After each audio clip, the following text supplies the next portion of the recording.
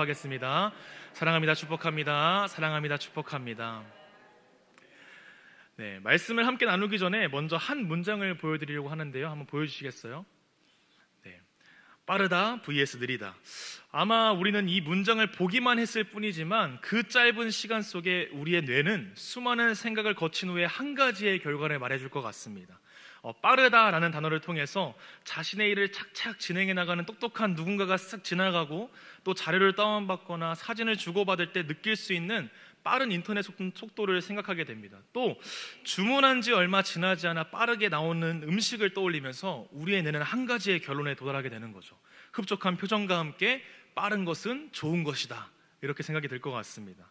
그렇게 빠르다에서 눈을 돌려 느리다를 보게 되는 순간 우리의 뇌 속에서는 느릿느릿 걸어가는 거북이가 갑자기 떠오르면서 이를 버벅이고 잘 처리하지 못하는 그 누군가를 떠올리게 될지 모르겠습니다.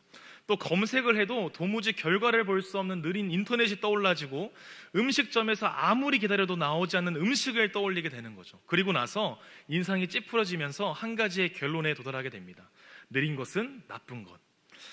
길지 않은 이 짧은 시간에 어쩌면 우리는 이 문장을 보면서 벌써 결론을 내린 채 이 자리에 앉아 계실지도 모르겠습니다.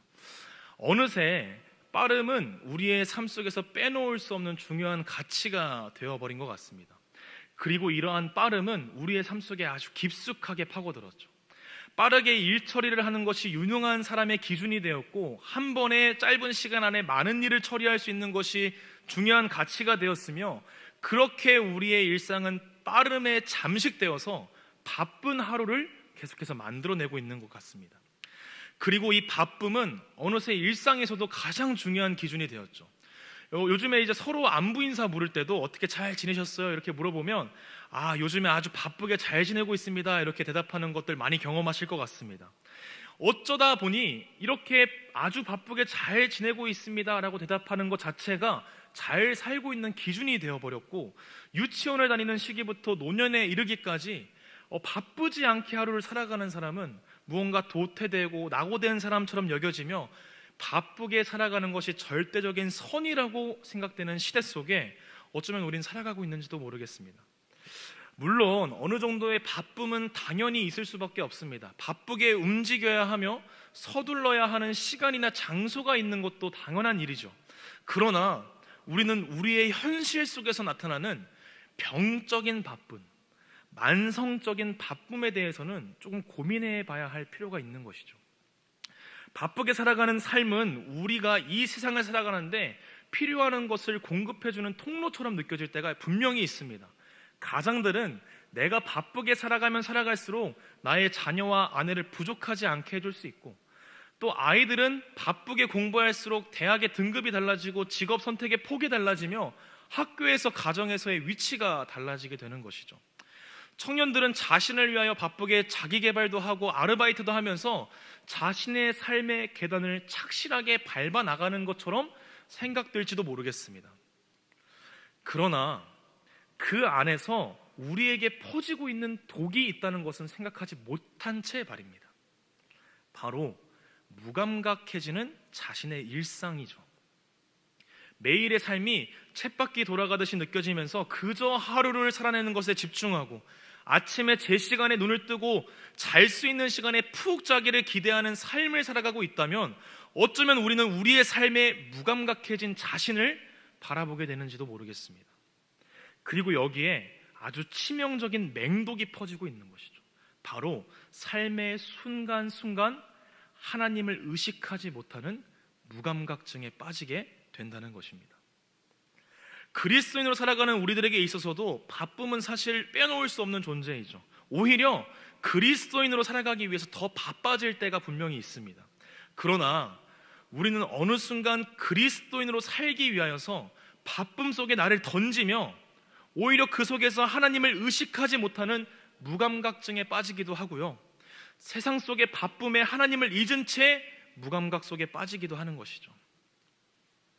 오늘 이러한 현실 속에서 행위와 믿음에 대한 이 야고보서의 말씀이 혹여나 병들어 있던 우리의 삶이 있다면, 병들어 있는 우리의 마음이 있다면 하나님의 손길로 치유받을 수 있는 귀한 은혜의 시간이 되길 진심으로 소망합니다.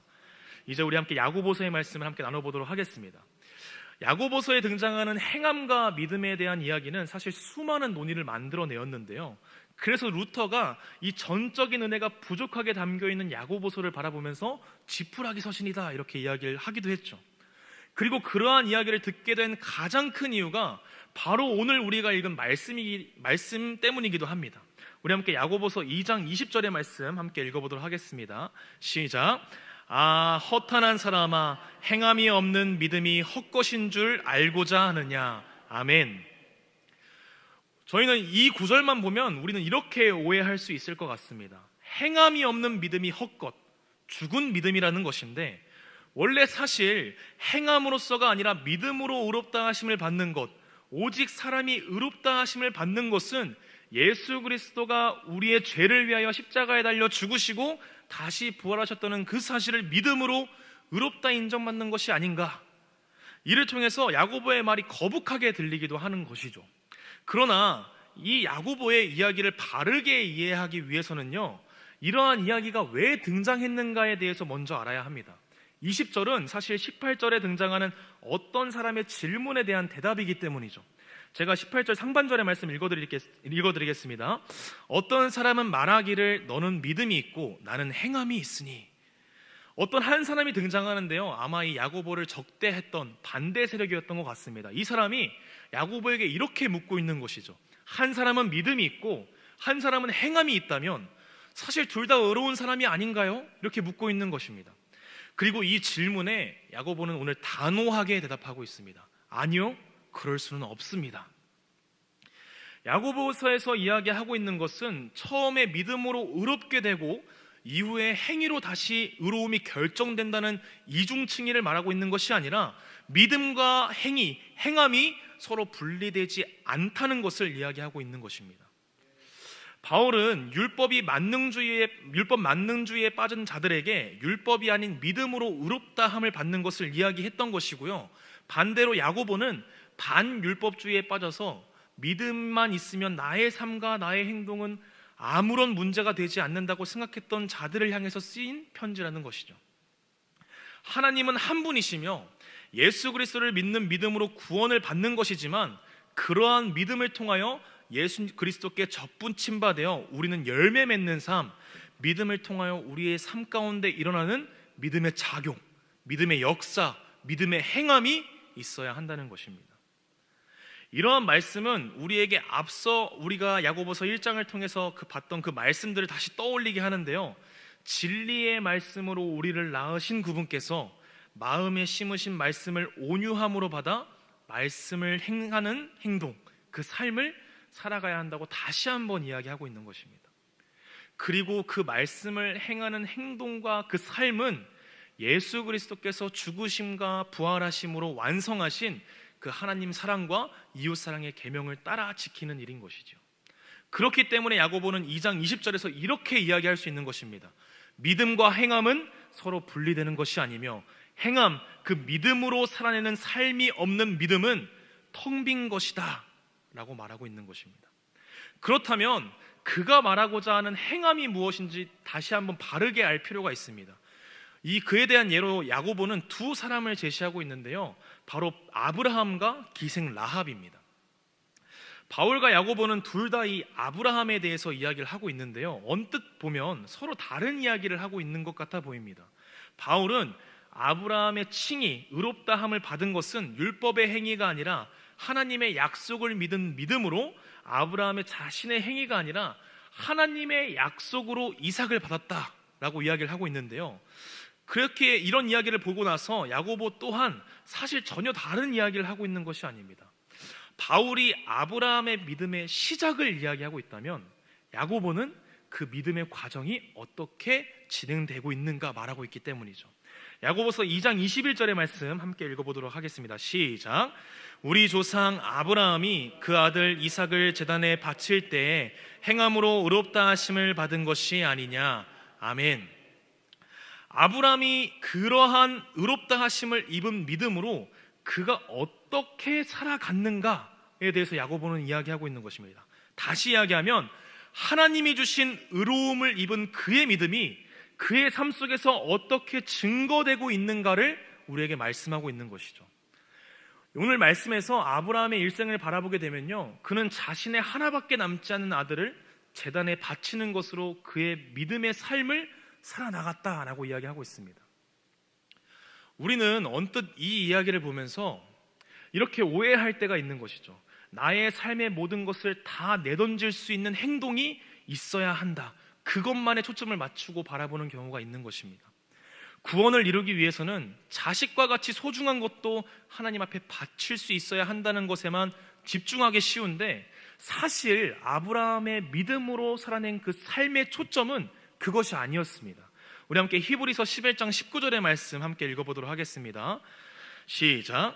그가 하나님이 능히 이삭을 죽은 자 가운데서 다시 살리실 줄로 생각한지라 비유컨대 그를 죽은 자 가운데서 도로 받은 것이니라. 아멘. 이 말씀을 통해서 아브라함이 믿음으로 살아낸 그의 삶은 단순히 자신의 모든 것을 바쳐서 하나님을 선택하는 그러한 것이 아니고요, 하나님이 주인 되심과 그 주인 되시는 하나님의 약속을 믿는 신실함이었습니다. 나에게 있을 수도 없는 그 아들을 주신 하나님께서 이 아들을 죽은 자가 되는 나의 아들도 다시 살리실 수 있을 것을 믿은 것이죠. 하나님과 하나님의 약속을 향한 신실한 믿음에 합당한 삶을 살아냈다는 것입니다. 하나님께서는 선하신 분이며 나에게 선한 계획이 있으시고 그 계획 안에 내가 거한다는 그 신실한 믿음이 그의 삶으로 나타나게 된 것입니다. 그래서 그의 삶은 믿음이 행함과 함께 일하고 행함으로 믿음이 온전한 삶을 살아가게 되었다고 성경은 고백하고 있는 것이죠. 또 이어서 야고보서 2장 25절의 말씀 함께 읽어보도록 하겠습니다. 시작.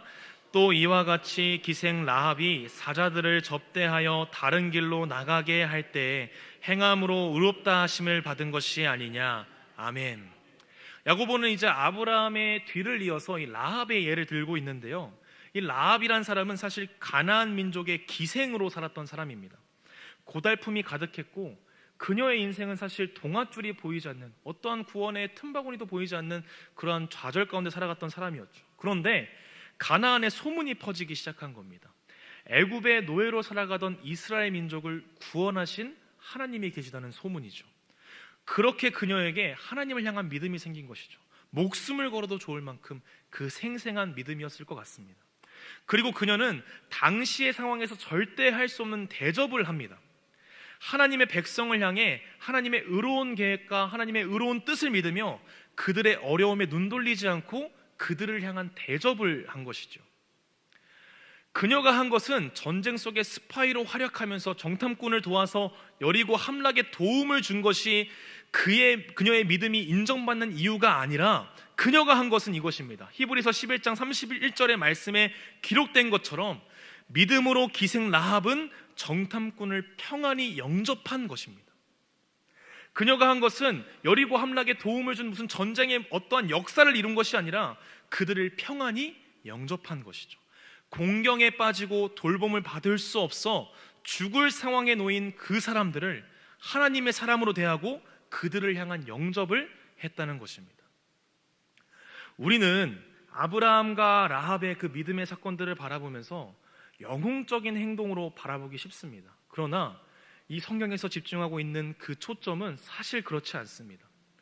아브라함은 자신의 일생을 지나며 약속을 지키시는 그 신실한 하나님을 의식하였고, 하나님을 의식하는 하루하루가 그러한 믿음의 선택을 만들어냈다라고 이야기하고 있는 것이며, 라합의 삶 또한 마찬가지입니다.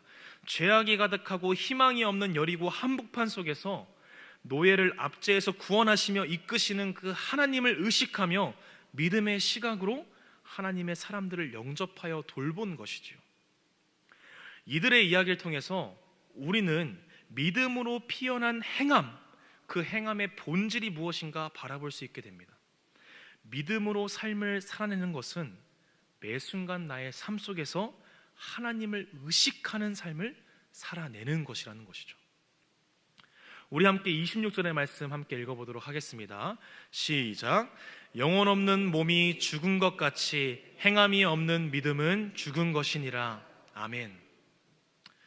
야고보는 이제 행함에 대해서 완전한 결론을 내리고 있는데요, 몸에 생기를 불어넣고 움직이고 활동하게 하는 것은 영혼이며 숨결인 것처럼 야고보는 행함은 있어도 좋고 없으면 할 수 없는 것이 아니라 없으면 믿음이 결코 믿음이 될 수 없는, 믿음이 되게 하는 본질이 바로 행함이라고 이야기하고 있는 것입니다. 야고보는 행함은 믿음의 숨결과도 같다고 이야기하고 있는 것이죠.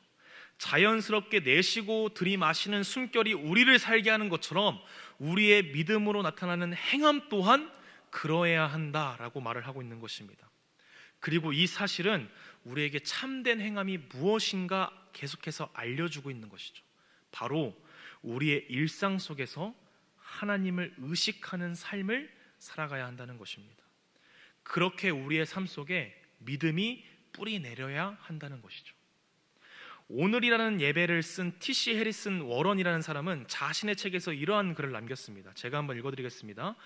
우리가 시간을 보내는 방식, 눈에 잘 띄지 않고 귀에 잘 들리지 않는 그 방식이 우리를 형성한다.